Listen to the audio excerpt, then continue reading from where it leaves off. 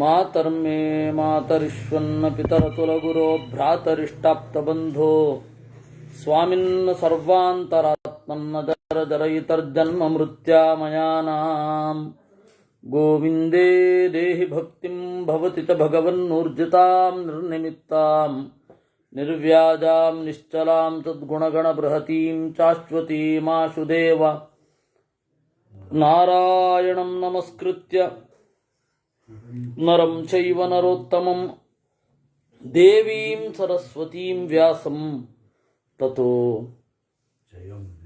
ಜಯಮುದೀರಯೇ ವಿಜಾನತಾಂ ಅವಿತ್ತಸ್ಯ ಮಧ್ವಸ್ಯ ಜಗತಿ ಗುರೋಃ ಪೂರ್ವಾಚಾರ್ಯಮಹಿಷ್ಠಾನಾಮಿಯಂ ಪ್ರಣತಿಮಾಲಿಕಾ ಪೂರ್ಣಜ್ಞಾನಾಯ ವಿದ್ಮಹೇ ಪೂರ್ಣಾನಂದಾಯ ಧೀಮಹಿ ತನ್ನೋ ವ್ಯಾಸ ಪ್ರಚೋದಯಾತ್.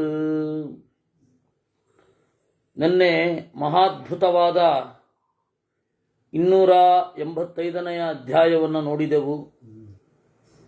ಅದರಲ್ಲಿ ಅವನು ಕೇಳ್ತಾನೆ, ಜ್ಞಾನ ಸಿದ್ಧಿಯಾಗಬೇಕು ಅಂದರೆ ಏನು ಮಾಡಬೇಕು? ಅದಕ್ಕೆ ಭೀಷ್ಮಾಚಾರ್ಯರು ಶಾಸ್ತ್ರದ ಜೊತೆಗೆ ಏನು ಓದಬೇಕು ಅಂತ ಹೇಳ್ತಾರೆ. ಕೇವಲ ಶಾಸ್ತ್ರವೊಂದೇ ಓದ್ತೀವಿ ಅಂತ ಹೇಳಿ ಆಗೋಲ್ಲ. ಅದು ವೇದವ್ಯಾಸರ ಮಾರ್ಗವಲ್ಲ.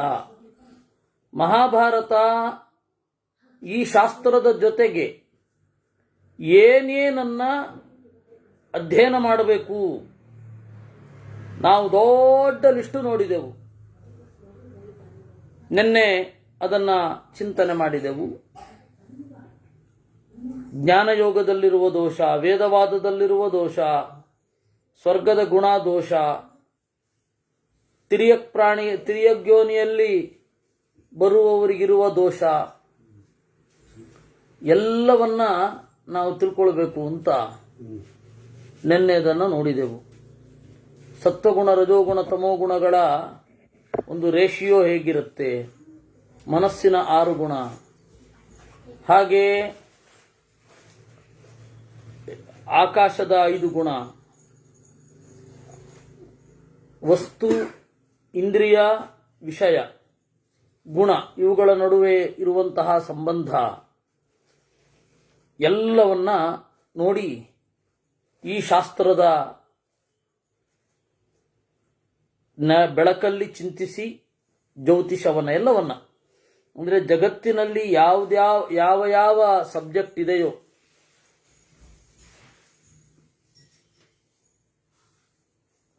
ಯಾವ ಸಬ್ಜೆಕ್ಟ್ ಇದೆಯೋ ಎಲ್ಲ ಸಬ್ಜೆಕ್ಟನ್ನು ಶಾಸ್ತ್ರದ ಬೆಳಕಿನಲ್ಲಿ ತಿಳ್ಕೊಳ್ಳೇಬೇಕು. ಉದಾಸೀನ ಮಾಡಲಿಕ್ಕಿಲ್ಲ. ಒಬ್ಬ ವೇದಾಂತಕ್ಕೆ ತನ್ನನ್ನ ತೆತ್ತುಕೊಂಡವನು ವೇದಾಂತವನ್ನ ಪ್ರಾಮಾಣಿಕವಾಗಿ ಇವತ್ತಿನ ಪರಿಭಾಷೆಯಲ್ಲಿ ಅಧ್ಯಯನ ಮಾಡಲಿಕ್ಕೆ ಹೋದವನು, ಕೂತವನು, ಜಗತ್ತಿನ ಹೆಚ್ಚಿನ ವಿಚಾರಗಳು, ಅಟ್ಲೀಸ್ಟ್ ಮಹಾಭಾರತಾದಿ ಶಾಸ್ತ್ರಗಳಲ್ಲಿ ಬಂದ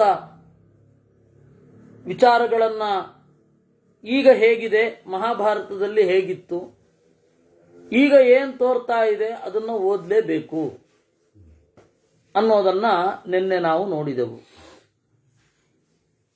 ಇದೆಲ್ಲ ಹೇಗೆ ಅಂದರೆ, ಏಕಂಚ ತತ್ವತೋ ವೇತ್ತುಂ ವಿನಾ ಸರ್ವಜ್ಞತಾಂ ನರಃ ನ ಸಮರ್ಥೋ ಮಹೇಂದ್ರೋಪಿ ತಸ್ಮಾತ್ ಸರ್ವತ್ರ ಜಿಜ್ಞಾಸೇತ್ ಅಂತ. ಒಂದನ್ನ ಪೂರ್ತಿಯಾಗಿ ತಿಳ್ಕೊಳ್ಬೇಕಾದ್ರೆ ಎಲ್ಲವನ್ನ ತಿಳ್ಕೊಳ್ಬೇಕಾಗತ್ತೆ. ಎಲ್ಲವನ್ನ ಪೂರ್ತಿಯಾಗಿ ತಿಳ್ಕೊಳ್ಳಿಕ್ಕಾಗದೇ ಇರಬಹುದು. ಆದರೆ ಒಬ್ಬ ಅಧಿಕಾರಿಯ ಗುಣ ಸರ್ವತ್ರ ಜಿಜ್ಞಾಸೇತ್, ಎಲ್ಲವನ್ನ ವಿಚಾರ ಮಾಡಬೇಕು. ಅದು ಶಾಸ್ತ್ರದ ಬೆಳಕಿನ ಅಡಿಯಲ್ಲಿ. ಆ ತರಹ ಉದಾಸೀನ ಮಾಡಲಿಕ್ಕಿಲ್ಲ. ಸರ್ವವೇದಾಂತ ಪ್ರತ್ಯಯಂ ಚೋದನಾದ್ಯ ವಿಶೇಷಾತ್ ಅಂತ. ಜ್ಞಾನಕ್ಕೆ ಏನು ಪ್ರಯೋಜನ ಅಂತ ಹೇಳಿ ಒಬ್ಬ ಬ್ರಾಹ್ಮಣನಾದವನು ಲೆಕ್ಕ ಹಾಕಬಾರದು. ಇದು ವ್ಯಾಪಾರ ಅಲ್ಲ. ನಾನು ಇಷ್ಟು ಜ್ಞಾನವನ್ನು ಪಡೆದಿದ್ದೇನೆ, ಇಷ್ಟು ನನಗೆ ಬದುಕಲಿಕ್ಕೆ ಆದರೆ ಸಾಕು, ಈ ತರಹ ಮಾಡಬಾರದು. ಒಬ್ಬ ಜ್ಞಾನವನ್ನು ಪಡಿಬೇಕು ಅಷ್ಟೆ. ನಿನಗೆ ಜನ ಗುರುತಿಸ್ತಾರಾ ಇಲ್ವಾ, ಸನ್ಮಾನ ಮಾಡ್ತಾರಾ ಇಲ್ವಾ, ಅದನ್ನೆಲ್ಲ ನೋಡಲಿಕ್ಕೆ ಹೋಗಬಾರದು.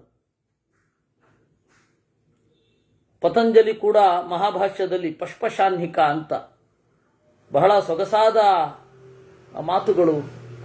ನಿಷ್ಕಾರಣಂ ಬ್ರಾಹ್ಮಣೇನ ಷಡಂಗ ವೇದ ಅಧ್ಯೇಯ ಅಧ್ಯೇತವ್ಯ ಅಧ್ಯಾಪನೀಯಶ್ಚ ಅಂತ.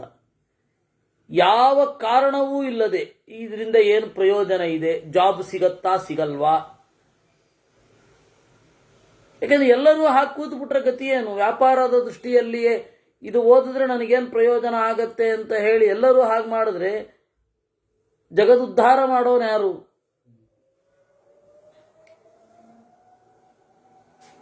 ಜಗತ್ತನ್ನು ಉದ್ಧಾರ ಮಾಡೋನು ಯಾರಪ್ಪ? ಅಲ್ಲ, ನಾವೇನೋ ಜಗತ್ತನ್ನು ಉದ್ಧಾರ ಮಾಡ್ತೇವೆ ಅಂತಲ್ಲ, ನಾವು ಹಾಗೆ ಓದಿದ್ರೆ ನಮ್ಮ ಪೀಳಿಗೆಯಲ್ಲಿ ಬಂದವನು ಯಾರೋ ಒಬ್ಬ ಹಾಗೆ ಓದಿ ಜಗತ್ತಿಗೆ ಮಾರ್ಗದರ್ಶನ ಮಾಡಬಹುದು, ಅವನಿಗೆ ವಿಚಿತ್ರವಾದ ಹೊಳಹುಗಳು ಮೂಡಬಹುದು. ಅದರಿಂದ ಇದನ್ನು ಕಲ್ತ್ರೆ ಏನು ಪ್ರಯೋಜನ ಅಂತ ನೋಡದೇನೆ ಒಬ್ಬ ಓದಬೇಕು. ಸನ್ಮಾನ ಮಾಡಲಿ, ಅವಮಾನ ಮಾಡಲಿ, ಅನುಮಾನದಿಂದ ನೋಡಲಿ. ಶುದ್ಧ ಜ್ಞಾನದ ದಾರಿಯಲ್ಲಿ ಮೊದಲು ಅವಮಾನ ಒಂದು ತಿಳ್ಕೊಳ್ಳಿ. ನೀವು ವೇದ ಓದ್ತೀನಿ ಅಂತ ಹೇಳಿದ್ರೆ ಅವಮಾನ ಮಾಡಿಸ್ಕೊಂಡವರಿದ್ದಾರೆ, ನಾನೇ ಇದ್ದೀನಿ. ಅನುಮಾನದಿಂದ ನೋಡಿದವರು ಇದ್ದಾರೆ. ಸನ್ಮಾನ ಬರದೇ ಇರಲಿ ಅಂತ ನಾನು ಕೇಳ್ಕೊತೇನೆ, ನನಗೇನು ಬೇಕಿಲ್ಲ ಅದು. ಯಾಕೆ ಅಂದರೆ ಸನ್ಮಾನಾದ್ ಉದ್ವಿಜೇತ, ಬ್ರಾಹ್ಮಣನಾದವನು ಸನ್ಮಾನದಿಂದ ಹೆದರಬೇಕು ಅಂತ ಇದೆ. ಮನು ಹೇಳೋದು, ಮಹಾಭಾರತದಲ್ಲಿರೋದು. ಅವಮಾನ ಅನುಮಾನ ಇಲ್ಲದೆ ಹೋದರೆ, ಅನುಮಾನ ಇಲ್ಲದೆ ಹೋದರೆ ಸಾಕು ಅಟ್ಲೀಸ್ಟ್. ಅದರಿಂದಾಗಿ ಶುದ್ಧ ಜ್ಞಾನದ ಬಳಿಗೆ ಒಬ್ಬ ಹೋದರೆ ಕೇಳ್ತಾರೆ, ಯಾಕ್ರಿ ಬೇಕು? ನನಗೆ ಎಷ್ಟು ಜನ ಕೇಳಿದ್ರು ಗೊತ್ತಾ? ನನ್ನ ಸೀನಿಯರ್ಸ್, ಅವರೆಲ್ಲ ಯಾರು ನನಗಿಂತ ಜೂನಿಯರ್ಗಳಲ್ಲ. ಯಾಕಪ್ಪ ಸ್ವಾಮಿಗಳು ನಿನಗೆ ಸನ್ಮಾನ ಮಾಡ್ತಾರಾ ನೀನು ವೇದ ಓದಿದ್ರೆ? 4 ವೇದಗಳನ್ನು ಓದಿದ್ರೆ ಸನ್ಮಾನ ಮಾಡ್ತಾರ? ನಾನು ಹೇಳಿದೆ, ಸ್ವಾಮಿಗಳಿಗಾಗಲ್ಲ ಓದ್ತಾ ಇರೋದು, ನನ್ನ ತೃಪ್ತಿಗಾಗಿ ಓದ್ತಾ ಇರೋದು. ಸ್ವಾಮಿಗಳು ಸನ್ಮಾನ ಮಾಡ್ತಾರೆ ಅಂತ ಓದಬೇಕಾ? ನಮಗಾಗಿ ಓದ್ಕೊಳ್ಬೇಕು ಮೊದಲು, ಆಮೇಲೆ ಉಳಿದವ್ರಿಗೆ ಹೇಳೋ ಅವಕಾಶ ಬಂತು ಅಂದ್ರೆ ಅದು ಆಮೇಲೆ. ನಾನು ಬೇರೊಬ್ಬರಿಗೆ ಹೇಳೋದೇ ಬೇಕಿಲ್ಲ, ಉಪನ್ಯಾಸನೇ ಮಾಡೋದಿಲ್ಲ, ನನ್ನ ಪಾಡಿಗೆ ನಾನು ಓದ್ಕೊಂಡಿರ್ತೇನೆ, ಯಾರಿಗೂ ಪಾಠ ಮಾಡೋಲ್ಲ ಅಂತ ಕೂತಿದ್ದೆ. ದೇವರು ತಲೆ ಮೇಲೆ ಹೊಡೆದು ಈ ಕೆಲಸಕ್ಕೆ ಹಚ್ಚಿಲ್ವಾ? ಇವತ್ತು ಪ್ರತಿ ದಿವಸ ಮಹಾಭಾರತ ಹೇಳ್ತಾ ಇದ್ದೇನೆ, ಅದು ದೇವರದ್ದು ಸಂಕಲ್ಪ. ಆದರೆ ನಾನು ನಾನು ಓದಬೇಕಷ್ಟೇ ಇದ್ದದ್ದು. ಅದರಿಂದಾಗಿ ಒಬ್ಬನಿಗೆ ಎಲ್ಲರೂ ಹೀಗೆ ಕಮರ್ಷಿಯಲ್ ಆಗಿ ಯೋಚನೆ ಮಾಡಿದ್ರೆ ಯಾರ ಹತ್ರ ಹೋಗೋದು ನಾವು? ಇದನ್ನು ಓದಿದ್ರೆ ಇದನ್ನು ಗುರುತಿಸ್ತಾರೆ, ಹೊರಗಡೆ ಕೋರ್ಸ್ ಥರನೇ ಆಯಿತು. ಈ ಪರೀಕ್ಷೆ ಕೊಟ್ಟರೆ ಇವ್ರು ಗುರುತಿಸ್ತಾರೆ. ಹೊರಗಡೆ ಕೋರ್ಸಿಗೂ ವೇದಾಂತಕ್ಕೂ ಏನು ಡಿಫ್ರೆನ್ಸ್ ಬಂತು? ಯಾವ ಡಿಫರೆನ್ಸು ಬರಲಿಲ್ಲ. ಅದರಿಂದಾಗಿ knowledge for the sake of knowledge ಅಂತ ಯಾರೋ ಒಬ್ಬ ಓದಿದ್ರು ಸಾಕಪ್ಪ. ಒಬ್ಬ ಯಾಕೆ ಓದಬೇಕು ಅಷ್ಟೆ. ಹಾಗೆ ಓದಿ ಇಂತಾರೆ ವೇದವ್ಯಾಸರು ಮಹಾಭಾರತದ ಮೂಲಕ. ಆವಾಗ ಸಾಂಖ್ಯದ ಕಡೆಗೆ ನೀವು ಹೋಗಬಲ್ಲಿರಿ. ಇಷ್ಟು ಜಗತ್ತಿನ ಹೊರಗಡೆಗೆ ತಿಳ್ಕೊಳ್ಳೋದು. ಇನ್ನು ಮನುಷ್ಯರನ್ನು ನೀವು ಗಂಭೀರವಾಗಿ ಅಧ್ಯಯನ ಮಾಡಬೇಕು ಅಂತಾರೆ. ಮನುಷ್ಯರು, ಮನುಷ್ಯರ ಕರ್ಮಗಳು, ಪುಣ್ಯ ಪಾಪ, ಇವುಗಳ ಬಗ್ಗೆಗೂ ಕೂಡ ನಿಮಗೆ ಇನ್ಸೈಟ್ ಹೊಂದಿರಬೇಕು. ಆಗ ನೀವು ಸಾಂಖ್ಯದಲ್ಲಿ ಗತಿಯನ್ನ ಹೊಂದಬಲ್ಲಿರಿ. ಇದು ಇತಿ ಪೂರ್ವ ಕಥಾನುವಾದ. ಸಾಂಖ್ಯದಲ್ಲಿ ಸಿದ್ಧಿ ಬಂದ್ರೆ ಇದೆಲ್ಲ ಸಹಜವಾಗಿ ತಿಳಿಯುತ್ತೆ ಅಂತಾರೆ. ಏನು? ಮಹತಾಂ ಭೂತ ಸಂಘಾನಾಂ ಶ್ರುತ್ವಾ ನಾಶಂಚ ಪಾರ್ಥಿವ ಗತಿಂ ಚಾಪ್ಯ ಶುಭಾಂ ಜ್ಞಾತ್ವಾ ನೃಪತೆ ಪಾಪಕರ್ಮಣಾಂ ವೈತರಣ್ಯಾಂ ಚ ಯದ್ದುಃಖಂ ಪತಿತಾನಾಂ ಯಮಕ್ಷಯೇ. ನರಕದ ಬಗ್ಗೆ ಬೇಕು, ನರಕದ ಬಗ್ಗೆ ತಿಳ್ಕೊಂಡಿರಬೇಕು. ವೈತರಣ್ಯಾಂಚ ಯದ್ದುಃಖಂ, ವೈತರಣಿಯಲ್ಲಿ ಏನು ದುಃಖ ಇದೆ, ತಿರ್ಯಕ್ ಪ್ರಾಣಿಗಳ ಒಳಗಡೆ ಯಾವ ತರಹದ ದುಃಖ ಇರುತ್ತೆ, ತಮ್ಮ ಭಾವನೆಯನ್ನ ಇನ್ನೊಬ್ಬರಿಗೆ ಹೇಳಲಾಗದ ದುಃಖ, ಅದನ್ನು ನೀವು ಅನುಭವಿಸಿ ಇದರಲ್ಲಿ ಇಳಿಬೇಕು ಅಂತ. ಅನುಭವಕ್ಕೆ ಬರುತ್ತೆ, ಏಕೆಂದ್ರೆ ನಾವು ಹಿಂದೆ ಅನುಭವಿಸದೇ ಇರೋದೇ, ಹಿಂದೆ ಅನುಭವಿಸಿದ್ದೇ ಆಗಿರುತ್ತೆ.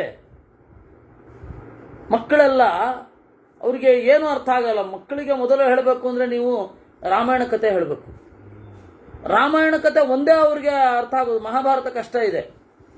ರಾಮಾಯಣ ಕಥೆಯಲ್ಲಿ ಎತ್ಕೊಂಡು ಹೊಟ್ಟೋಗ್ಬಿಟ್ಟ, ತಿಂದುಬಿಟ್ಟ, ಇದು ಅವ್ರಿಗೆ ಭಯ ಆಗುತ್ತೆ. ಯಾಕೆಂದ್ರೆ ಅವ್ರು ಯಾವ ಹಿನ್ನೆಲೆಯಿಂದ ಬಂದಿರ್ತಾರೋ ಗೊತ್ತಿಲ್ಲ. ಅವ್ರಿಗೆ ಬಹಳ ಭಯ ಅಂತ ತೋರೋದು ಫಸ್ಟ್ ಇದೆ. ತಿಂದು ಬಿಡುತ್ತೆ, ಯಾವುದೋ ಒಂದು ಬಂದು ನಮ್ಮನ್ನು ತಿಂದು ಬಿಡುತ್ತೆ, ಯಾವುದೋ ಒಬ್ಬರು ಎತ್ಕೊಂಡು ಹೋಗ್ತಾರೆ, ಇದೇ ಅವ್ರಿಗೆ ಮೊದಲು ಭಯ. ಅದಕ್ಕೆ ಅವ್ರಿಗೆ ಅದೇ ರೀತಿ ಪರಿಚಯ ಮಾಡಿಸೋದು. ಹೀಗಾಗಿ ನಮಗೆ ಅನುಭವ ಇಲ್ಲ ಅಂತಲ್ಲ, ಅದರದ್ದೆಲ್ಲ ಆ ತಿರ್ಯಕ್ ಪ್ರಾಣಿಗಳಲ್ಲಿನ ದುಃಖ ಏನು. ಯೋನೀಶು ಚ ವಿಚಿತ್ರಾಶು ಸಂಸಾರ ನಶುಭಾನಸ್ತಥಾ ಜಠರೇ ಚಾಶುಭಂ ವಾಸಂ ಶೋಣಿತೋದಕ ಭಾಜನೆ. ಆಮೇಲೆ ರೀಕಾಲ್ ಮಾಡ್ಕೊಳ್ಬೇಕು, ಶಾಸ್ತ್ರ ಓದಿ. ಚಿತ್ರ ವಿಚಿತ್ರವಾದ ಯೋನಿಗಳಲ್ಲಿರುವಂತಹ ದುಃಖ ಏನಿದೆ ಅಂತ ದುಃಖಾನುಸಂಧಾನ ಬೇಕು. ದುಃಖಾನುಸಂಧಾನ ಇಲ್ಲದೆ ಆಗೋದಿಲ್ಲ. ಆ ದುಃಖಾನುಭವದ ಒಂದು ರೂಪಕವನ್ನ ವಿದೇಶಿಯರು ತೀವ್ರವಾಗಿ ಕಟ್ಟಿಕೊಟ್ಟಿದ್ದಾರೆ. ಫ್ರಾಂಜ್ ಕಾಫ್ಕಾನ ಮೆಟಮಾರ್ಫಾಸಿಸ್, ಅದನ್ನು ನೀವು ನೋಡಿದ್ರೆ ಎಷ್ಟು ತೀವ್ರವಾಗಿ ಇರುತ್ತೆ ಆ ದುಃಖ ಅಂತನ್ನೋದು ಗೊತ್ತಾಗುತ್ತೆ. ಅದು ಹೆಂಗೆ ಗೊತ್ತಾಗುತ್ತೆ? ನಮಗೆ ಒಳಗಡೆ ಇರೋದೇ ಅದು. ಅದರಿಂದಾಗಿ ಸಂಸಾರದಲ್ಲಿ ಏನು ದುಃಖ ಇರುತ್ತೆ, ಚಿತ್ರ ವಿಚಿತ್ರವಾದ ಯೋನಿಗಳ ಒಳಗಡೆ ಇರುವಂತಹ ಜೀವ ಏನು ದುಃಖವನ್ನು ಅನುಭವಿಸ್ತಾನೆ ಅದು ಗೊತ್ತಿರಬೇಕು. ಗೊತ್ತಿರಬೇಕು ಅಂತಂದ್ರೆ ಶಾಸ್ತ್ರದ ಮೂಲಕ ಅನುಸಂಧಾನ ಮಾಡಿಕೊಳ್ಳಬಹುದು.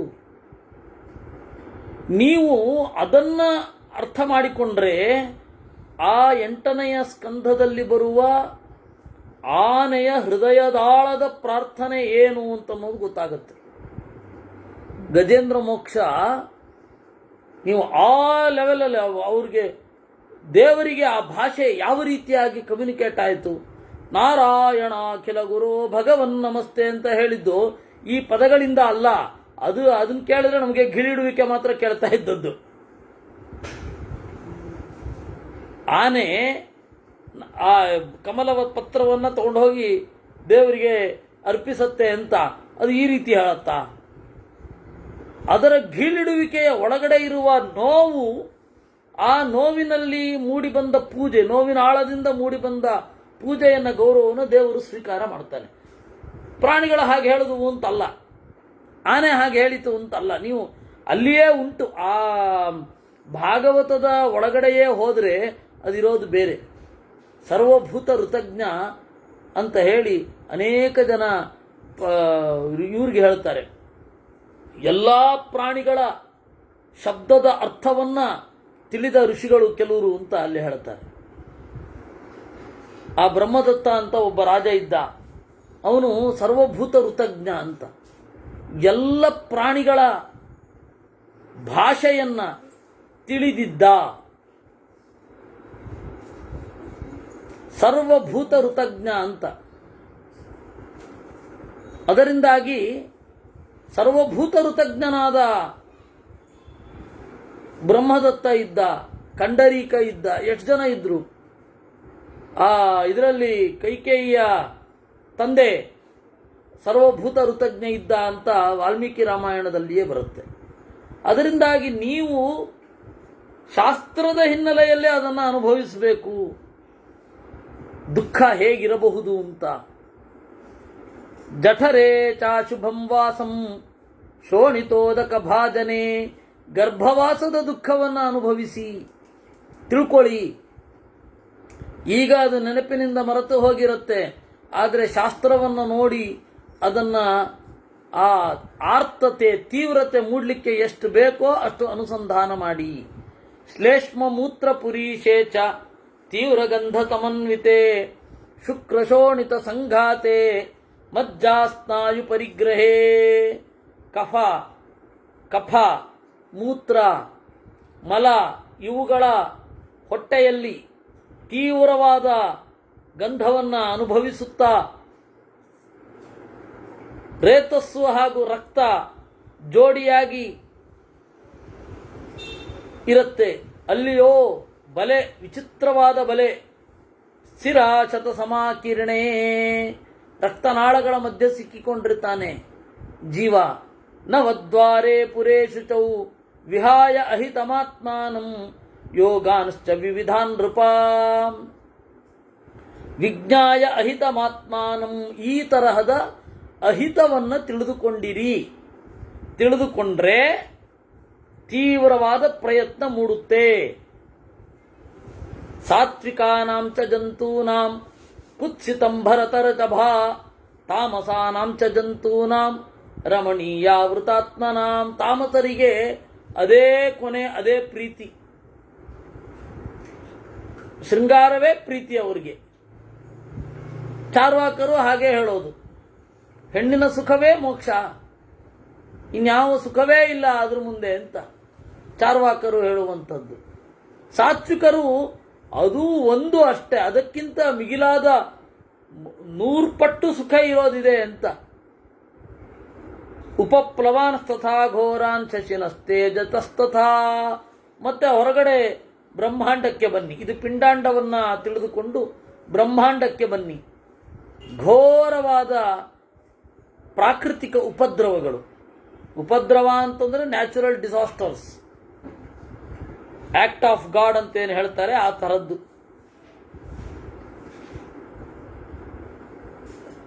ಸೂರ್ಯ ಚಂದ್ರರ ಗ್ರಹಣವನ್ನು ತಿಳ್ಕೊಳ್ಳಿ. ತಾರಾಣಾಂ ಪತನಂ ದೃಷ್ಟ್ವಾ ನಕ್ಷತ್ರಾಣಾಂಚ ಪರ್ಯಯಂ. ಉಲ್ಕೆಗಳು ಬೀಳುವುದು, ನಕ್ಷತ್ರಗಳು ಪರ್ಯಟವಾಗುವುದು, ನಕ್ಷತ್ರ ಪಲ್ಲಟ ಆಗೋದು. ದ್ವಂದ್ವಾನಾಂ ವಿಪ್ರಯೋಗಂಚ, ಜೋಡಿಗಳ ಸಂಕಟ, ಸುಖ ದುಃಖ, ಈ ತರಹದ ಜೋಡಿಗಳು. ಅನ್ಯೋನ್ಯ ಭಕ್ಷಣಂ ದೃಷ್ಟ್ವಾ ಭೂತಾನಾಮಪಿ ಚಾಶುಭಂ. ಪರಸ್ಪರ ಜೀವರು ಮಾಡಿಕೊಳ್ಳುವ ಹಿಂಸೆ, ಬಾಲ್ಯದಲ್ಲಿ ತಗಲುವಂತಹ ಮೋಹ, ಆಮೇಲೆ ದುಃಖದ ದೇಹದ ನಾಶ, ರಾಗ ಮೋಹ,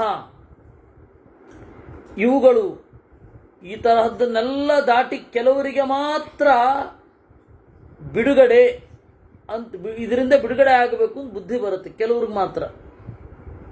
ಸಹಸ್ರೇಷು ನರ ಕೇಚಿತ್ ಮೋಕ್ಷ ಬುದ್ಧಿಂ ಸಮಾಶ್ರಿತಾ ದುರ್ಲಭತ್ವಂಚ ಮೋಕ್ಷಸ್ಯ ವಿಜ್ಞಾಯ ಶ್ರುತಿಪೂರ್ವಕಂ.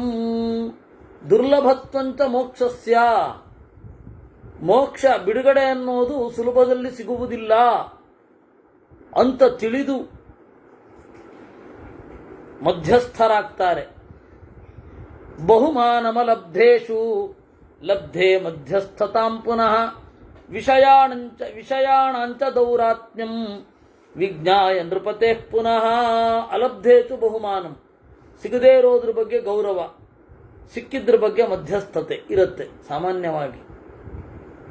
ಯಾವುದು ಸಿಗೋದಿಲ್ಲ ಅದರ ಬಗ್ಗೆ ಉತ್ಕಟವಾದ ಗೌರವ. ಅಯ್ಯೋ ಅದೊಂದು ನನಗೆ ಸಿಕ್ಬಿಟ್ಟಿದ್ರೆ ಸಾಕಿತ್ತು ಅಂತ. ಅದು ಯಾರಿಗೆ ಸಿಕ್ಕಿರುತ್ತೆ ಅವರು ಸಿಕ್ಕಿದೆ ಅಷ್ಟೇ, ಇನ್ನು ಯಾವುದಕ್ಕೂ ಪ್ರಯತ್ನ ಪಡ್ತಾ ಇರ್ತಾರೆ. ಈ ಮೆಂಟಾಲಿಟಿಯನ್ನು ಗಮನಿಸಿ, ಇದನ್ನೂ ದಾಟಬೇಕು ಅಂತ ನೀವು ಅಂದುಕೊಳ್ಳಿ.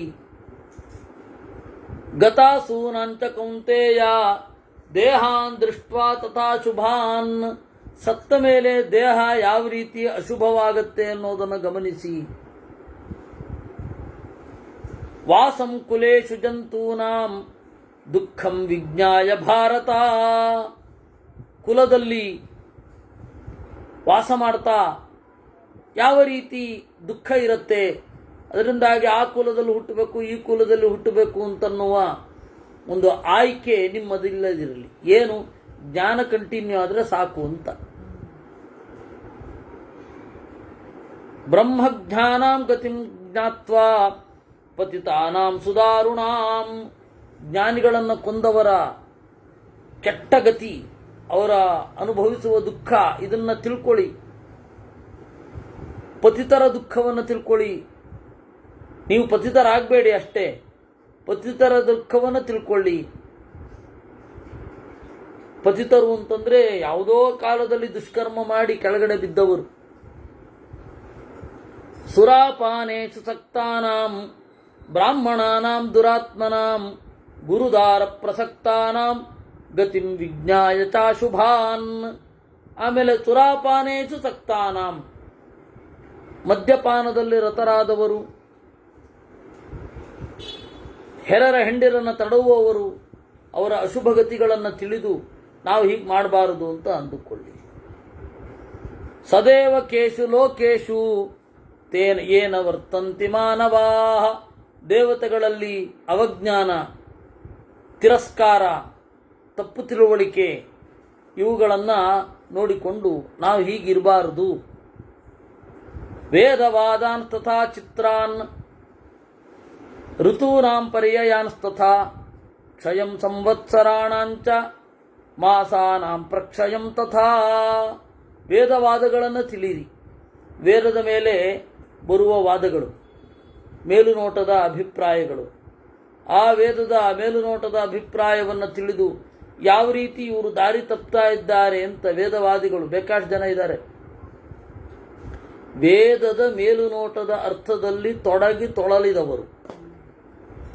ಕೃಷ್ಣ ಅವರನ್ನೇ ವೇದವಾದ ರತಾನ್ ಪಾರ್ಥ ನಾಣ್ಯದ ಸ್ಥಿತಿ ಅಂತ ಹೇಳಿ ವಾದಿನಃ ಅಂತ.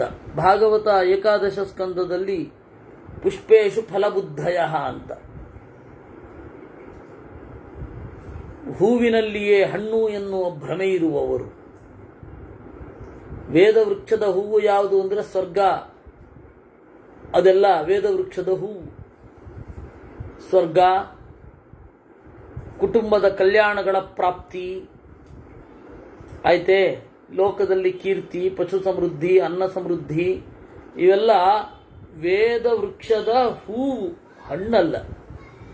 ಅದನ್ನೇ ಹಣ್ಣು ಅಂತ ಹೇಳಿ ಭ್ರಮಿಸೋದು.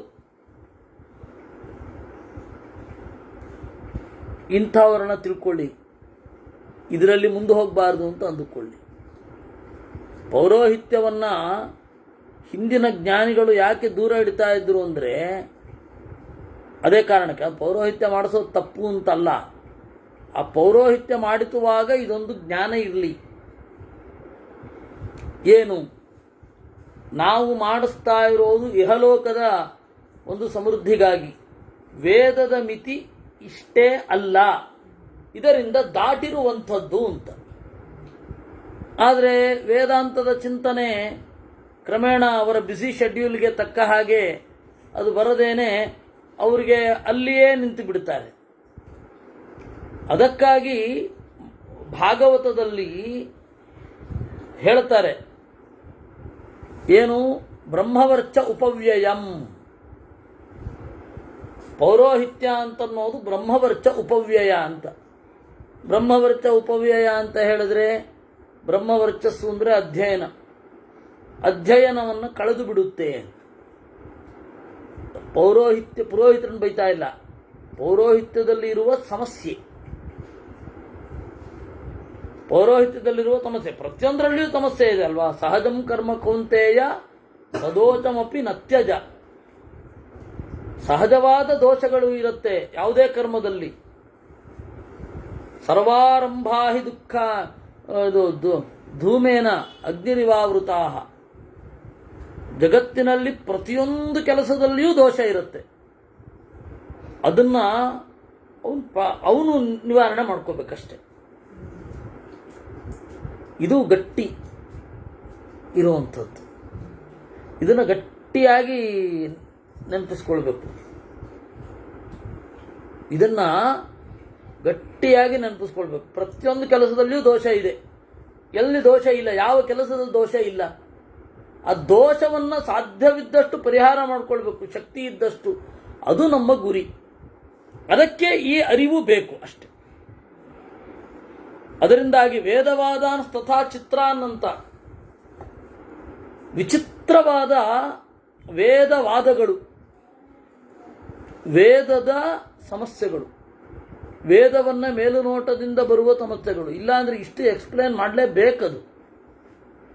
ಇಲ್ಲಾಂದ್ರೆ ಕೃಷ್ಣನೇ ವೇದವನ್ನ ಬೈದಿದ್ದಾನೆ ಅಂತ ಅನ್ಕೊಂಡ್ಬಿಡ್ತಾರೆ. ವೇದವೇ ವೇದನ್ ಬೈದಿದೆ ಅಂತ ಅನ್ಸೋಲ್ಲ ನೋಡಿ ಅವರಿಗೆ. ಬುದ್ಧ ಬೈದಿದ್ದಾನೆ, ಅವ್ರು ಬೈದಿದ್ದಾರೆ. ಹೌದಪ್ಪ, ಯಾವಾಗ? ವೇದವನ್ನ ಮೇಲುನೋಟದ ಅರ್ಥದಲ್ಲಿ ತೊಡಗಿರುವ, ಮೇಲುನೋಟದ ಅರ್ಥವೇ ಅಂತಿಮ ಅಂತ ಅಂದುಕೊಂಡವರನ್ನ ಅವ್ರು ಬೈದಿದ್ದಾರೆ.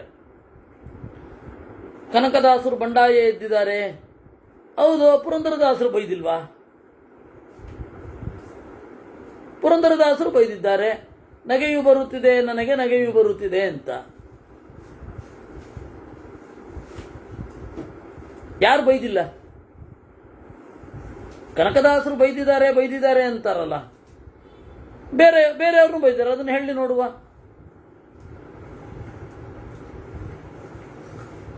ಹೀಗಾಗಿ ಪ್ರತಿಯೊಬ್ಬ ಜ್ಞಾನಿ ಈ ವೇದವಾದವನ್ನೇ ಬೈದಿರೋದು.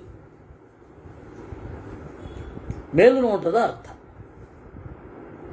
ಋತೂನಾಂ ಪರ್ಯಯಾನಸ್ತಥಾ, ಇನ್ನು ಋತುಗಳ ಪಲ್ಲಟ, ಸಂವತ್ಸರದ ನಾಶ, ಮಾಸಗಳ ಬದಲಾವಣೆ, ಪಕ್ಷಕ್ಷಯಂ ತಥಾ ದೃಷ್ಟ್ವಾ ದಿವಸಾನಾಂಚ ಸಂಕ್ಷಯಂ ಕ್ಷಯಂ ವೃದ್ಧಿಂಚ ಚಂದ್ರಸ್ಯ ದೃಷ್ಟ್ವಾ ಪ್ರತ್ಯಕ್ಷ ಸಸ್ತಥಾ.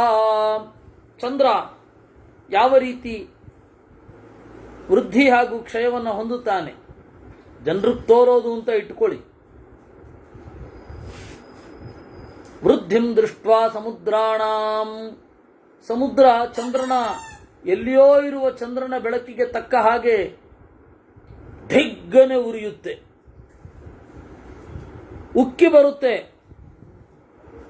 ಇದನ್ನೆಲ್ಲ ನೋಡಿ. ಹಾಗೆ ಲೋಕದಲ್ಲಿ ಧನಕ್ಷಯ, ಧನವೃದ್ಧಿ, ನಮ್ಮ ಜೊತೆಗಿರುವವರು ಎತ್ತರಕ್ಕೆ ಏರ್ತಾರೆ, ನಮ್ಮ ಜೊತೆಗಿರುವವರು ಸಂಕಟಕ್ಕೆ ಒಳಗಾಗ್ತಾರೆ. ಕ್ಷಯಂ ದೃಷ್ಟ್ವಾಚ ಶೈಲಾನಾಂ,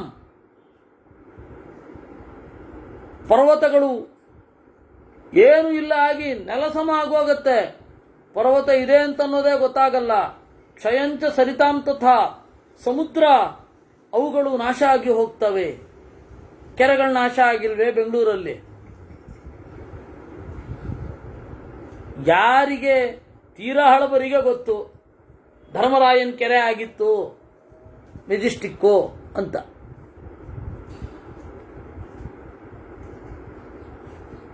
ವರ್ಣಾನಾಂಚ ಕ್ಷಯಂ ದೃಷ್ಟ್ವಾ ಕ್ಷಯಾಂತಾಂಚ ಪುನಃ ಪುನಃ.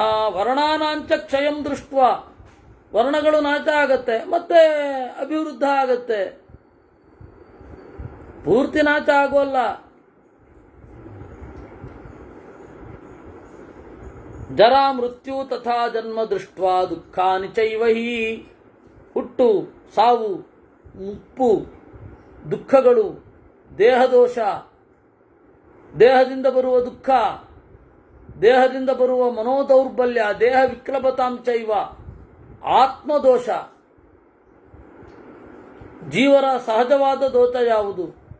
ತನ್ನ ದೇಹದಿಂದ ಉಂಟಾದ ಗಂಧಗಳು, ಬೇರೆ ಬೇರೆ ಬದಲಾವಣೆಗಳು.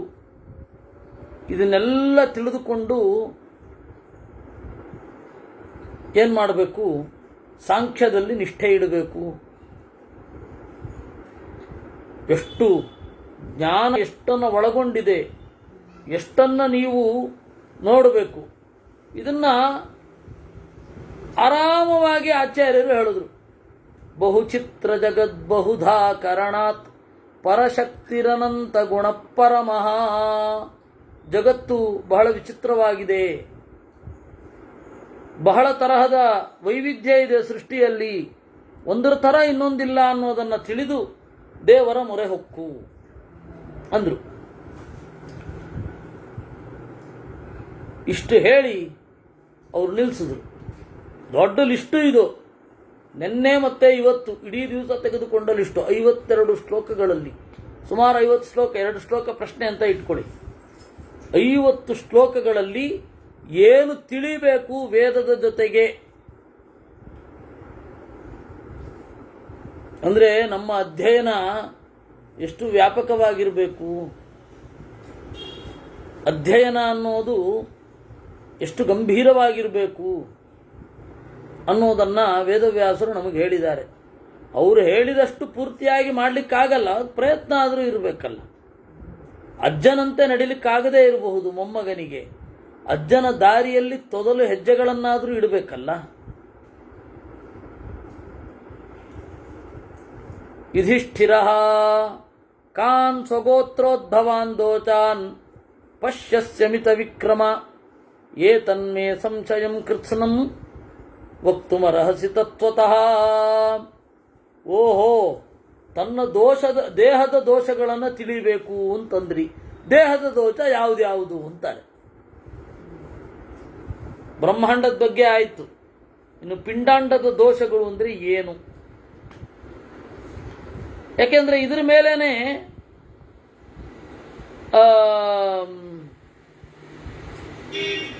ಮೇಲೇನೆ ಅನೇಕ ಶಾಸ್ತ್ರಗಳು ಹೊರಟಿವೆ.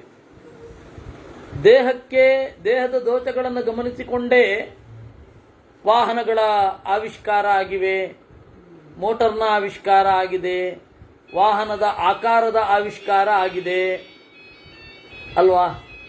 ಆಮೇಲೆ ವೈದ್ಯಶಾಸ್ತ್ರದ ಆವಿಷ್ಕಾರ ಆಗಿದೆ. ಇವೆಲ್ಲ ಆಗಿರೋದು ಇದೇ ಕಾರಣದಿಂದ. ಅದನ್ನಾಗಿ ದೇಹದ ದೋಷ ಯಾವುದು ಅದನ್ನು ತಿಳ್ಕೊಳ್ಬೇಕು. ಪಂಚದೋಷಾನ್ ಪ್ರಭೋ ದೇಹೇ ಪ್ರವದಂತಿ ಮನೀಚಿಣಃ ಮಾರ್ಗಜ್ಞ ಕಾಪಿಲಾ ಸಾಂಖ್ಯಾ ಶೃಣುತಾ ನರಿಶೂದನ. ನೋಡಪ್ಪ, ಪ್ರಧಾನವಾಗಿ 5 ದೋಷ ಅಂದ್ರು ಭೀಷ್ಮಾಚಾರ್ಯರು. ಯಾವುದು? ಕಾಮ ಕ್ರೋಧೌ ಭಯಂ ನಿದ್ರಾ ಪಂಚಮಃ ಶ್ವಾಸ ಉಚ್ಯತೆ ಅಂದ್ರು. ಎಲ್ಲ ಜೀವರಲ್ಲಿ ಇರುವಂತಹ ದೋಷ 5: ಕಾಮ, ಕ್ರೋಧ, ಭಯ, ನಿದ್ರೆ. 5ನೆಯದ್ದು ಶ್ವಾಸ, ಜೋರಾದ ಉಸಿರು. ಶ್ವಾಸ ಶುರು ಆಗಿದೆ ಅಂದರೆ ಒಮ್ಮೆ ನಿಲ್ಲಿಸ್ತಾನೆ ಅಂತ ಅರ್ಥ.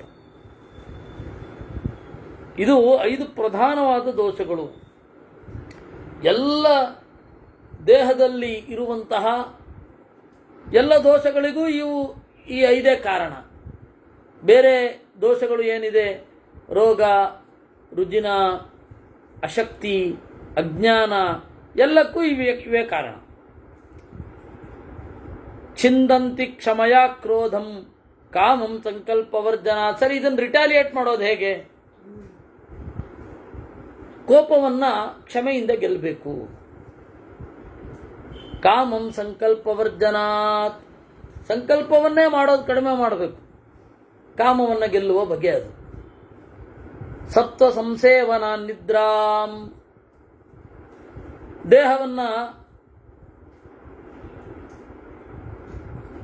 ಗಟ್ಟಿ ಮಾಡಿಕೊಂಡು, ಮನಸ್ಸನ್ನು ಗಟ್ಟಿ ಮಾಡಿಕೊಂಡು ನಿದ್ರೆಯನ್ನು ಗೆಲ್ಲಬೇಕು.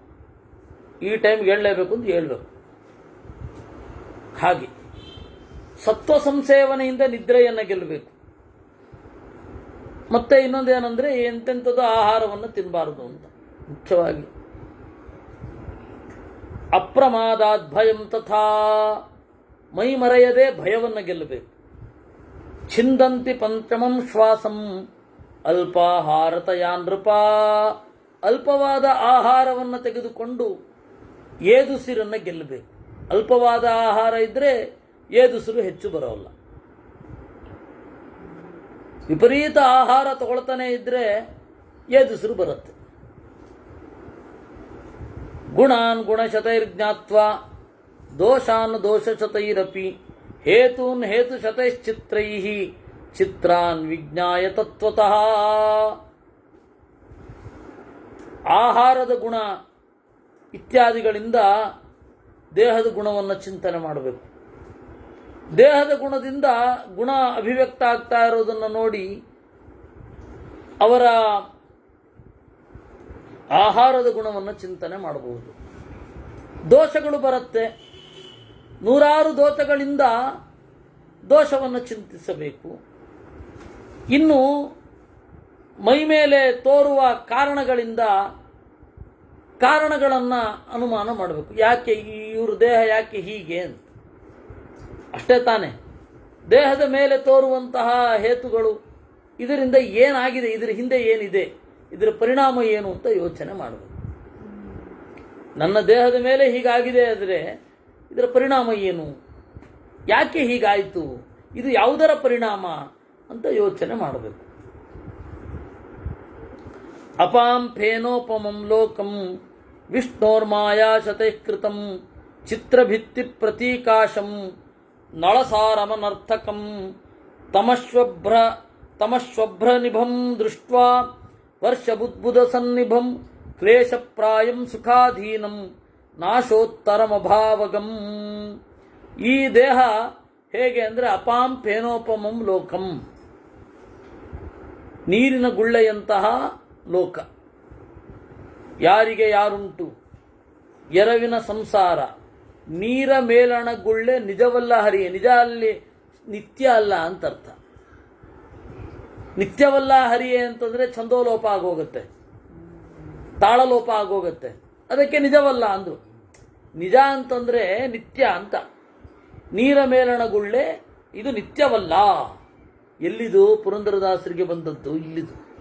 ಅಪಾಂ ಫೇನೋಪಮಂ ಲೋಕಂ ವಿಷ್ಣೋರ್ ಮಾಯಾಶತೈಃಕೃತಂ. ದೇವರ ಮಾಯಾಶತ, ನೂರಾರು ಮಹಿಮೆಗಳಿಂದ ಇದು ಕೂಡಿದೆ. ಚಿತ್ರಭಿತ್ತಿ ಪ್ರತೀಕಾಶಂ. ಈ ಶರೀರ ಅಂತನ್ನೋದು ಅಥವಾ ಈ ಲೋಕ ಅಂತನ್ನೋದು ಚಿತ್ರಭಿತ್ತಿ. ಚಿತ್ರದಲ್ಲಿ ಒಂದು ಗೋಡೆಯನ್ನು ಬರೆದಿರ್ತಾರೆ. ಆ ಗೋಡೆಯಲ್ಲಿ ಏರಿಳಿತಗಳು ಉಬ್ಬು ತಗ್ಗುಗಳೇನೂ ಇರಲ್ಲ, ನಮಗೆ ತೋರುತ್ತಷ್ಟೆ. ಒಂದು ಸೊಗಸಾದ ಚಿತ್ರ ಬರೆದ್ರೆ ಅದರಲ್ಲಿ ಉಬ್ಬು ತಗ್ಗುಗಳು ಇರೋ ಹಾಗೆ ಕಾಣುತ್ತೆ. ಚಿತ್ರದಲ್ಲಿ ಉಬ್ಬು ತಗ್ಗಿರುತ್ತಾ? ಅದು ಫ್ಲಾಟ್. ಅದು ಹಾಗೆ ನಾವು ಏನು ಅಂದುಕೊಳ್ತೇವೆ ಜಗತ್ತು ಹಾಗಿರೋಲ್ಲ, ಅಷ್ಟೇ ಅರ್ಥ ಅದಕ್ಕೆ. ಚಿತ್ರವನ್ನು ನೋಡಿದಾಗ ನಮಗೆ ಗೊತ್ತು ಇದರಲ್ಲಿ ಉಬ್ಬು ತಗ್ಗುಗಳಿಲ್ಲ. ಈ ಎಫೆಕ್ಟ್ ಮೂಡುವ ಹಾಗೆ ರೇಖೆಗಳನ್ನು ಅವನು ಸಂಯೋಜನೆ ಮಾಡಿದ್ದಾನೆ ಕಲಾವಿದ ಅಂತ. ಹಾಗೆ ಈ ಜಗತ್ತು ಚಿತ್ರಭಿತ್ತಿ ನಿಭ ಅನರ್ಥಕಂ. ಕಡಿಮೆ ತಾರ. ಅನರ್ಥಕಂ, ಉತ್ಕಟವಾದ ಪ್ರಯೋಜನವಿಲ್ಲ. ತಮಶ್ವಭ್ರ ನಿಭಂ ದೃಷ್ಟ್ವಾ, ಕತ್ತಲಿನ ಕೊಳ್ಳ ಇದು. ಕ್ಲೇಶವೇ ಹೆಚ್ಚು. ರಜಸ್ತಮಸಿ ಸಂಮಗ್ನಂ ಪಂಕೆ ದ್ವಿವಮಿವಾವಶಂ. ಇಲ್ಲಿ ಮೂಡುವ, ಈ ದೇಹದಲ್ಲಿ ಮೂಡುವ ಆಸೆ ಅಂತನ್ನೋದು ಸಿಕ್ಕಾಕೊಂಡ್ಬಿಟ್ಟಿರತ್ತೆ ಯಾವುದೋ ಕತ್ತಲಲ್ಲಿ. ಹೇಗೆ? ಪಂಕೆ ದ್ವೀಪಂ ಇವ ಅವಶಂ. ಪಂಕೆ ದ್ವೀಪಂ, ಕೆಸರಿನಲ್ಲಿ ಸಿಕ್ಕ ಆನೆಯ ಹಾಗೆ ನಮ್ಮ ಆಸೆಗಳು ಇಲ್ಲಿ ಸಿಲುಕಿರುತ್ತೆ. ಪಾಣಿನಿ ಅಂತ ಒಬ್ಬ ಕವಿ ಇದ್ದಾನೆ. ಅವನು ಇನ್ನೂ ಸ್ವಲ್ಪ ಭೀಕರವಾಗಿ ಈ ಆಸೆಗೆ ಒಂದು ರೂಪಕವನ್ನು ಕೊಡ್ತಾನೆ. ಈ ಚನ್ನಪಟ್ಟಣದವರಿಗೆ ಬಿಟ್ಟು ಉಳಿದವರಿಗೆ ಆ ತಲೆ ಓಡು ಠಪ್ ಅಂತ ಹೇಳಿ ಒಡೆಯುವ ಸದ್ದು ಕೇಳತ್ತೆ. ಅದೇನು ಚನ್ನಪಟ್ಟಣದಲ್ಲಿ ಕೇಳಲ್ಲ. ಠಪ್ ಅಂತ, ಅದು ಪೂರ್ತಿ ಸುಟ್ಟಿದೆ ಅಂತ ಅರ್ಥ, ಶವ. ಅದು ಸೀಳು ನಾಯಿ ಎಲ್ಲ ಕಾಯ್ತಾ ಇರುತ್ತಂತೆ. ಅವನು ಪಾಣಿನಿ ಅಂತ ಒಬ್ಬ ಕವಿ ಒಬ್ಬ ಇದ್ದಾನೆ, ವೈಯಾಕರಣ ಅಲ್ಲ. ಅವನು ಹೇಳೋದು, ನನ್ನ ಆಸೆಗಳು ಹೇಗೆ ಇರ್ತವೆ ಅಂದರೆ, ತಲೆ ಓಡು ಸಿಡಿದ ಶಬ್ದವನ್ನ ಕೇಳಿ, ಓ ಇನ್ನು ಈ ಮಾಂಸ ನಮಗೆ ತಿನ್ಲಿಕ್ಕಾಗಲ್ಲ ಅನ್ನುವ ಭೀಕರವಾದ ನಿರಾಸೆಯಿಂದ ಬಾಯಿಂದ ಜೊಲ್ಲು ತೊಟ್ಟಿಕ್ತಾ ಇರುವ ಸೀಳು ನಾಯಿ ಇದೆಯಲ್ಲ, ಅದರ ಜೊಲ್ಲಿನ ಹಾಗೆ ನನ್ನ ಆಸೆಗಳಿದೆ ಅಂತ. ಇಷ್ಟು ಬೀಭತ್ಸವಾದ ವರ್ಣನೆ ಅಪರೂಪ ಕೇಳಲಿಕ್ಕೆ. ಆ ತರಹ ಆಯ್ತಾ. ಇಲ್ಲಿ ಸ್ವಲ್ಪ ಬೆಟರ್ ಅಂದ್ರೆ ನಮ್ಗೆ ಅಷ್ಟು ಬೀಭತ್ಸದ ಭಾವನೆ ಬರಲ್ಲ. ಬೆಟರ್ ಅಂದ್ರೆ ಬೀಭತ್ಸದ ಭಾವನೆ ಬರಲ್ಲ. ಏನು ರಜಸ್ತಮಸಿ ಸಮ್ಮಜ್ಞಂ ಪಂಕೆ ದ್ವೀಪಮಿವಾವಶಂ. ದ್ವೀಪ ಅಂದ್ರೆ ಆನೆ. ಪಂಕೆ ದ್ವೀಪಮಿವಾವಶಂ, ಕೆಸರಿನಲ್ಲಿ ಸಿಲುಕಿದ ಆನೆಯಂತೆ ರಜಸ್ಸು ತಮಸ್ಸಿನಲ್ಲಿ ಸಿಕ್ಕಿಕೊಂಡಿರುತ್ತೆ. ಇದನ್ನ ಒಬ್ಬ ತಿಳ್ಕೊಳ್ಬೇಕು ಸಾಂಖ್ಯನಾದವನು. ದೇಹದ ದೋಷ ಇದು ಅಂದ್ರೆ ಪಿಂಡಾಂಡದ ದೋಷ ಇದು, ಬ್ರಹ್ಮಾಂಡದ ದೋಷ ಇದು, ಬ್ರಹ್ಮಾಂಡದ ಬದಲಾವಣೆಗೆ ಕಾರಣ ಅದು. ಹೀಗೆ ಈ ತ್ರಿಪುಟಿಯನ್ನ ತಿಳ್ಕೊಳ್ಬೇಕು. ಜ್ಞಾನಜ್ಞೇಯೇನ ಸಾಂಖ್ಯೇನ ವ್ಯಾಪಿನ ಮಹತಾನ್ ನೃಪ ರಾಜಸಾನ್ ಅಶುಭಾನ್ ಗಂಧಾನ್ ತಾಮಸಾಂಶ್ಚ ತಥೈವ ಚ. ಈ ಸಾಂಖ್ಯ ಜ್ಞಾನದಿಂದ ರಾಜಸ ಭಾವಗಳನ್ನು ತಾಮಸ ಭಾವಗಳನ್ನು ತೊರೆದು, ಹಾಗೆ ಸಾತ್ವಿಕವೂ ಕೂಡ ಬಂಧಕ,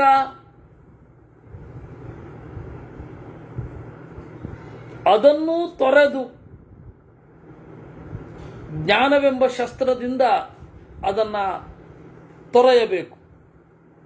ಜ್ಞಾನ ಅನ್ನುವ ಶಸ್ತ್ರದಿಂದ ತೊರೆಯಬೇಕು ಅಂದ್ರೆ ಏನರ್ಥ? ಭಾಗವತದಲ್ಲಿ ಹೇಳಿದ್ದಾರೆ, ಅಸಂಗ ಜ್ಞಾನಾತಿಮಾದಾಯತರಾತಿ ಪಾರಂ. ವೈರಾಗ್ಯವೆಂಬ ವೈರಾಗ್ಯಪೂರ್ವಕವಾದ ಜ್ಞಾನವೆಂಬ ಶಸ್ತ್ರದಿಂದ ಸಂಘವನ್ನು ತೊರೆದು ದಾಟಬೇಕು ಅಂತ. ಜ್ಞಾನವೆಂಬ ಶಸ್ತ್ರ, ತಪಸ್ಸು ಅನ್ನುವ ದಂಡ, ಅದರಿಂದ ಅದನ್ನು ದಾಟಬೇಕು. ತಥೋ ದುಃಖೋದದಿಂತೀರಂ ಚಿಂತಾಶೋಕ ಮಹಾಹೃದಂ. ಅವಾಗ ಚಿಂತೆ ಶೋಕ ಅನ್ನುವ ಸರೋವರಗಳನ್ನು ಹೊಂದಿರುವ, ವ್ಯಾಧಿ ಮೃತ್ಯು ಅಂತನ್ನುವ ಮೊಸಳೆಗಳನ್ನು ಹೊಂದಿರುವ, ಮಹಾಭಯವೆಂಬ ಹೆಬ್ಬಾವನ್ನು ಹೊಂದಿರುವ, ತಮೋಗುಣ ಅನ್ನುವ ಮೀನು, ಇದು ಆಮೆ ಇರುವ, ರಜೋಗುಣ ಅನ್ನುವ ಮೀನಿರುವ ದುಃಖವೆಂಬ ಕಡಲನ್ನ ಪ್ರಜ್ಞೆಯ ಸಂತರಂತ್ಯುತ, ಪ್ರಜ್ಞೆಯಿಂದ ದಾಟ್ತಾರೆ. ಈ ಒಂದು ಸೊಗಸಾದ ರೂಪಕವನ್ನು ಇನ್ನೊಮ್ಮೆ ಹೇಳ್ತೇನೆ ಕೇಳಿ. ಮಹಾಭಾರತಾದಿಗಳನ್ನು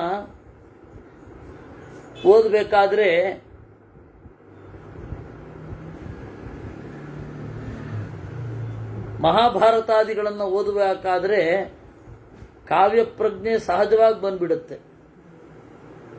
ಆದರೆ ಧರ್ಮಶಾಸ್ತ್ರದಲ್ಲಿ ಪುರಾಣ ಎಲ್ಲ ಓದಬಾರದು ಅಂತಿದೆ.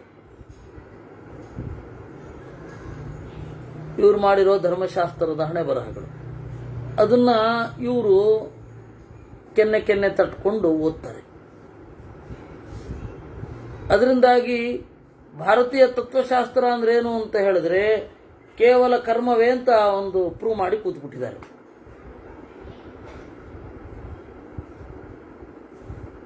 ಮೊನ್ನೆ ಬೆಳಗಾಮಲ್ಲಿ ಪ್ರಬಂಧನಾಚಾರ ಸಿಕ್ಕಿದ್ರು, ನಮ್ಮ ವ್ಯಾಸನಕೆರೆ ಪ್ರಬಂಧನಾಚಾರ. ಹೀಗೆ ಮಾತನಾಡ್ತಾ ಇರ್ಬೇಕಾದ್ರೆ ಅವರೊಂದು ಒಳ್ಳೆ ಮಾತು ಹೇಳೋದು. ಅವರು ಪರ್ಸನಾಲಿಟಿ ಡೆವಲಪ್ಮೆಂಟ್ ಕೋರ್ಸು ಇತ್ಯಾದಿಗಳಲ್ಲಿ ಏನು ಇಲ್ಲದೆ ಹೋದ್ರೆ ಏನೋ ಇದೆ ಅಂತ ಹೇಗೆ ನಂಬಿಸ್ಬಿಟ್ಟಿದಾರೋ ಹಾಗೆ ಏನು ಇಲ್ಲ ನಮ್ಮ ಶಾಸ್ತ್ರದಲ್ಲಿ ಅಂತ ನಂಬಿಸ್ಬಿಟ್ಟಿದೀವಿ ನಾವು ಅಂತ. ಏನು ಶಾಸ್ತ್ರ ಅಂದ್ರೆ ಏನು ಅಂದ್ರೆ ಕರ್ಮ ಅಂತಾರೆ. ಯಾಕೆಂದ್ರೆ ಇವರ ಪೂರ್ವಜರು ಮಾಡಿದ್ದ ಅದನ್ನೇ. ಅಲ್ಲಿ ಒಂದು ತಿಳುವಳಿಕೆ ಇದೆ, ಅಲ್ಲೊಂದು ವಿಸ್ಡಮ್ ಅಂತ ಒಂದಿದೆ, ವಿವೇಕ ಇದೆ. ಅದನ್ನ ನಾವು ಕೊಟ್ಟೇ ಇಲ್ಲ. ಆ ವಿಸ್ಡಮ್ ಮೂಡಿಸ್ಲಿಕ್ಕೆ ನಾವು ಪ್ರಯತ್ನ ಪಡಲಿಲ್ಲ. ಅದರಿಂದ ಏನು ಇಲ್ಲ, ಶಾಸ್ತ್ರಜನ್ಯವಾದ ವಿವೇಕ ಸ್ವರೂಪವನ್ನೇ ನಾವು ಹೇಳಲಿಲ್ಲ. ಹೇಳಬೇಕಾಗತ್ತೆ. ಅದರಿಂದ ಇನ್ನೊಮ್ಮೆ ಹೇಳ್ತೇನೆ, ಅಂದರೆ ಕಾವ್ಯ ಅನ್ನೋದು ಸಹಜವಾಗಿ ಬಂದ್ಬಿಡುತ್ತೆ, ಏನು ದುಃಖ ಪಡಬೇಕಾಗಿಲ್ಲ. ತಥೋ ದುಃಖೋದದಿಂ ಘೋರಂ ಚಿಂತಾಚೋಕ ಮಹಾಹೃದಂ. ಚಿಂತೆ ಮತ್ತು ಶೋಕವೆಂಬ ಸರೋವರಗಳಿಂದ ಕೂಡಿರುವ ಸಮುದ್ರಕ್ಕೆ ನೀರಿನ ಕಣ್ಣು ಅಂತ ಒಂದಿರುತ್ತೆ. ಸಮುದ್ರದ ನೀರಿನ ಕಣ್ಣುಗಳಿಂದ ಸುತ್ತಮುತ್ತ ಅನೇಕ ಬಾವಿಗಳಿಗೆ, ಅನೇಕ ದ್ವೀಪಗಳಲ್ಲಿರುವ ಬಾವಿಗಳಿಗೆ, ಆಮೇಲೆ ಸಮುದ್ರದ ತೀರದಲ್ಲಿರುವ ಸರೋವರಗಳಿಗೆ ಆ ಒಳಕಣ್ಣಿನ ಮೂಲಕ ಒಂದು ಸಂಪರ್ಕ ಇರುತ್ತೆ. ಆ ಜಲದ ಕಣ್ಣು ಅಂತ ಕರೀತಾರೆ ಅದನ್ನು. ಏನಂತಾರೆ? ಜಲದ ಕಣ್ಣು. ಅದು ಬಹಳ ಪರ್ಟಿಕ್ಯುಲರ್ ಆಗಿರುವಂತಹ ಟೆಕ್ನಿಕಲ್ ಟರ್ಮ್, ಜಲದ ಕಣ್ಣು, ಜಲಮೂಲ ಅಂತ ಇಟ್ಕೊಳ್ಬೋದು ಸಹಜವಾಗಿ. ಚಿಂತಾಶೋಕ ಮಹಾಹೃದಂ, ಚಿಂತೆ ಮತ್ತು ಶೋಕವೆಂಬ ಹೃದ ಸರೋವರದಿಂದ ಕೂಡಿರುವ ವ್ಯಾಧಿ ಮೃತ್ಯು ಮಹಾಗ್ರಾಹಂ. ಈ ದುಃಖವೆಂಬ ಕಡಲಿನಲ್ಲಿ ರೋಗ ಮತ್ತೆ ಸಾವು ಅನ್ನೋದು ದೊಡ್ಡ ಮೊಸಳೆಗಳಿದ್ದ ಹಾಗೆ. ವ್ಯಾಧಿ ಮೃತ್ಯು ಮಹಾಗ್ರಾಹಂ. ಇಲ್ಲಿ ದೊಡ್ಡ ದೊಡ್ಡ ದೊಡ್ಡ ದೊಡ್ಡ ಹಾವುಗಳು ಇರ್ತವೆ ಸಮುದ್ರದ ಒಳಗಡೆ. ಮಹಾಭಯ ಮಹೋರಗಂ, ಮಹಾಭಯವೆಂಬ ಉರಗ. ತಮಃಕೂರ್ಮಂ, ತಮೋಗುಣ ಅಂತನ್ನುವ ಆಮೆ, ಕಡಲಾಮೆ. ಕೆಲವೊಮ್ಮೆ ಹೇಗೆ ರಜೋಗುಣಕ್ಕೆ ಗಟ್ಟಿಯಾದ ಆವರಕ ಇರುತ್ತೋ ಹಾಗೆ ಅಜ್ಞಾನಕ್ಕೆ ಗಟ್ಟಿಯಾದ ಆವರಕ ಇರುತ್ತೆ. ಅದಕ್ಕೆ ತಮಃಕೂರ್ಮಂ ಅಂದರು. ತಮೋಗುಣದ ಪ್ರಭಾವ ಯಾವುದು ಅಂತಂದರೆ ಅಜ್ಞಾನ, ತಮೋಗುಣದ ಪ್ರಾಡಕ್ಟ್. ತಮಃಕೂರ್ಮಂ. ರಜೋ ಮೀನಂ, ಮೀನು ಆಕರ್ಷಕವಾಗಿರುತ್ತೆ ಬಣ್ಣ ಬಣ್ಣದಿಂದ, ಹಾಗೆ ರಜೋಗುಣವೇ ಮೀನಾಗಿ ಇಲ್ಲಿ ತೋರುತ್ತೆ. ಇಂತಹ ದುಃಖವೆಂಬ ಕಡಲನ್ನ ಪ್ರಜ್ಞೆಯ ಸಂತರಂಚುತ. ಇಲ್ಲಿಗೆ ಮುಗಿಲಿಲ್ಲ, ಇನ್ನೂ ಇದೆ. ಸ್ನೇಹ ಪಂಕಂ ಜರಾದುರ್ಗಂ ಸ್ಪರ್ಶದ್ವೀಪಮರಿಂದಮ ಕರ್ಮಾಗಾಧಂ ಸತ್ಯತೀರಂ ಸ್ಥಿರವ್ರತಮಿದಂ ನೃಪ. ಸಮುದ್ರ ಅಂದಮೇಲೆ ಕೆಸರಿಲ್ಲದೆ ಇರುತ್ತೆ, ಹುದುಗು ಮರಳು ಇದ್ದೇ ಇರುತ್ತೆ. ಅಲ್ಲಿ ಇನ್ನೂ ಜಾಸ್ತಿ. ಸಮುದ್ರದ ಸ್ನೇಹ ಅಂತನ್ನೋದೇ ಕೆಸರು. ಸಮುದ್ರದಲ್ಲಿ ದುರ್ಗ ಪ್ರದೇಶಗಳು, ಹೋಗಲಿಕ್ಕೆ ಅಸಾಧ್ಯವಾದದ್ದುಂಟು. ಮುಪ್ಪು ಅಂತನ್ನುವುದೇ ದುರ್ಗ. ಸ್ಪರ್ಶ ಅಂತನ್ನೋದೇ ದ್ವೀಪ.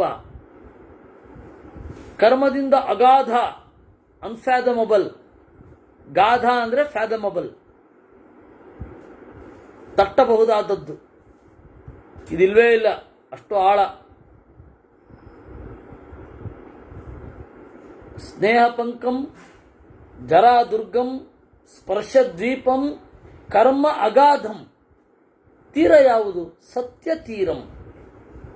ಸತ್ಯವೇ ತೀರ. ಈ ತರಹ ಇದೆ ಅಂತ. ಸಮುದ್ರದಲ್ಲಿ ಇನ್ನು ಏನೇನಿದೆ ಎಲ್ಲ ಹೇಳ್ತಾರೆ. ಸಮುದ್ರವನ್ನು ಆಮೇಲೆ ಈ ದುಃಖವನ್ನು ಒಟ್ಟಿಗೆ ಪರಿಚಯಿಸ್ತಾ ಹೋಗ್ತಾರೆ. ಮನುಷ್ಯ ಇತಿಹಾಸದ ಆಳವಾದ ಪದರುಗಳನ್ನು ಹೊಂದಿದ್ದಾನೆ ತನ್ನ ಮನಸ್ಸಿನ ಒಳಗಡೆ ಅಂತ ಒಬ್ಬರು ಸಾಹಿತಿಗಳು ಹೇಳ್ತಾರೆ. ಅದು ಸತ್ಯ, ಅದಿನ್ನೂ ಇದೆ. ನಾನು ಶುಕ್ರವಾರ ಮತ್ತೆ ಇದರೊಂದಿಗೆ ಬರ್ತೇನೆ, ಇದನ್ನಿಡೀ ವಿವರಿಸ್ತೇನೆ. ನಾಳೆ ಅನಧ್ಯಾಯ, ಆದ್ದರಿಂದ ಒಂದು ಸ್ವಲ್ಪ ಬಿಡುವು. ನಾಡಿದ್ದು ಮತ್ತೆ ಶುಕ್ರವಾರ ಇಡೀ ಈ ರೂಪಕವನ್ನು ನೋಡಲಿದ್ದೇವೆ. ಈ ಚಿಂತನೆಯೊಂದಿಗೆ